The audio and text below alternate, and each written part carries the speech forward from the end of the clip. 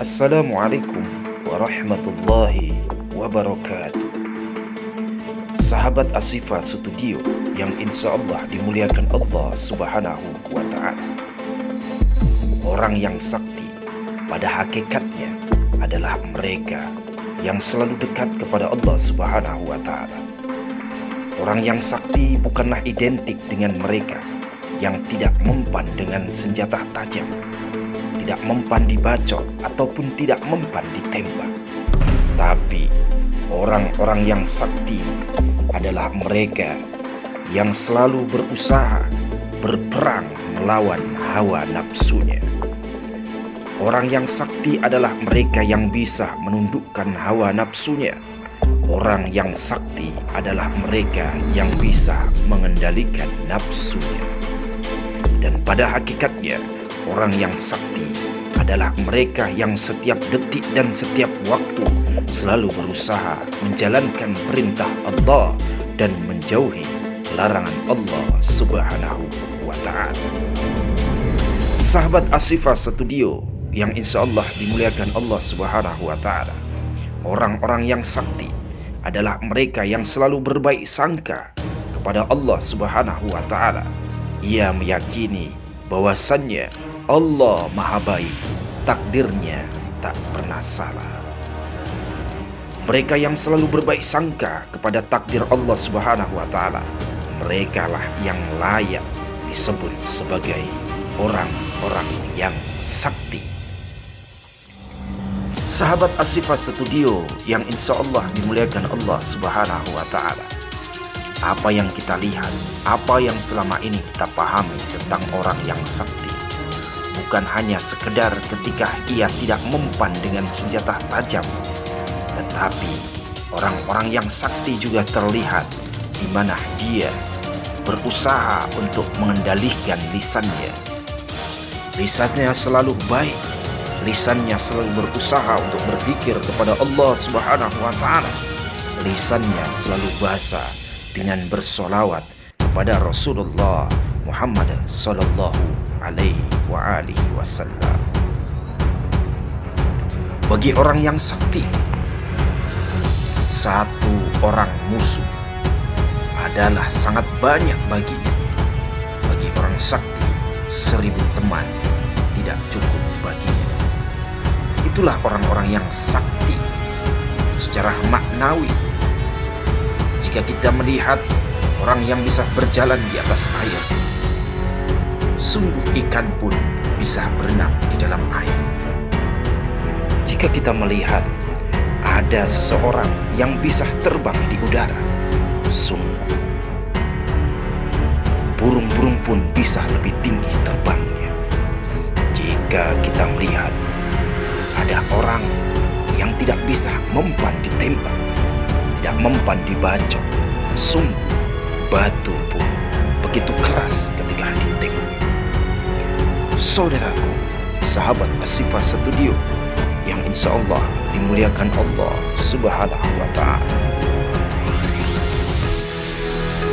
Sungguh usaha dan maksimal kita untuk istiqomah dekat kepada Allah subhanahu wa ta'ala, untuk berdoa ketika nanti kita dipanggil oleh Allah subhanahu wa ta'ala, dipanggil dalam keadaan husnul khatimah, itu lebih baik daripada 1000 karamah.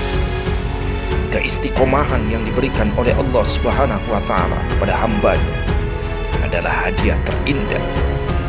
Ketika ia istiqomah di jalan Allah subhanahu wa ta'ala, selalu berusaha menjalankan perintah Allah dan menjauhi larangan Allah subhanahu wa ta'ala. Bukankah kita sering mendengar bahwasannya satu istiqomah lebih baik daripada 1000 karomah? Kita yang saat ini diuji oleh Allah subhanahu wa ta'ala dengan berbagai macam ujian, dengan berbagai macam penderitaan, dengan berbagai macam kesusahan, sungguh Allah subhanahu wa ta'ala rindu akan munajat kita di tengah malam sambil meneteskan air mata, sambil menyebut asma Allah, ya Allah, ya Allah, ya Allah. Sahabat Ashifa Studio yang insya Allah dimuliakan Allah Subhanahu wa Ta'ala.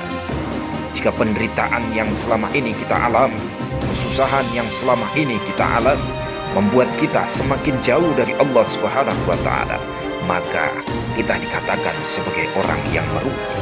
Tapi apabila ujian yang diberikan oleh Allah Subhanahu wa Ta'ala, penderitaan, kesusahan, kesumpekan dan lain sebagainya menjadikan kita hamba Allah yang dekat kepada Allah Subhanahu wa Ta'ala, semakin dekat kepada Allah Subhanahu wa Ta'ala, maka kita adalah termasuk hamba-hamba Allah yang beruntung.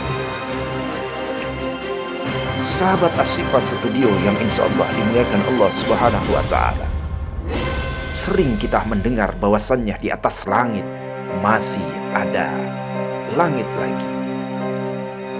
Hal ini membuat kita semakin sadar bahwasannya kita ini bukan siapa-siapa. Kita tidak punya apa-apa. Kita bukanlah siapa-siapa, dan kita tidak pantas untuk yang mengaku sebagai siapa-siapa. Jangan takut kepada siapa-siapa, tapi takutlah kepada yang membuat siapa-siapa, yaitu Allah Subhanahu wa Ta'ala. Jika dirinya sudah meyakini dan sadar bahwasanya ia adalah makhluk Allah Subhanahu wa Ta'ala, maka hari demi hari akan ia lewati dengan penuh kebahagiaan, karena ia selalu dibimbing oleh Allah Subhanahu wa Ta'ala. Jika ia sudah menyadari bahwasanya ia adalah makhluk yang hina di hadapan Allah Subhanahu wa Ta'ala, maka kesombongan yang ada di dalam batang tubuhnya akan sirna secara perlahan, dan ia akan menjadi hamba-hamba Allah yang insan kamil, yang baik di hadapan Allah Subhanahu wa Ta'ala. Kesaktian yang selama ini kita lihat adalah fata morgana. Semua itu hanya penyemangat dan penyeimbang untuk meyakinkan bahwasannya Allah Subhanahu wa Ta'ala Maha Kuat. Kita ini lemah. Manusia adalah lemah. Manusia adalah dhaif, penuh dengan kekurangan, penuh dengan kesalahan, dan penuh mungkin dengan kemaksiatan.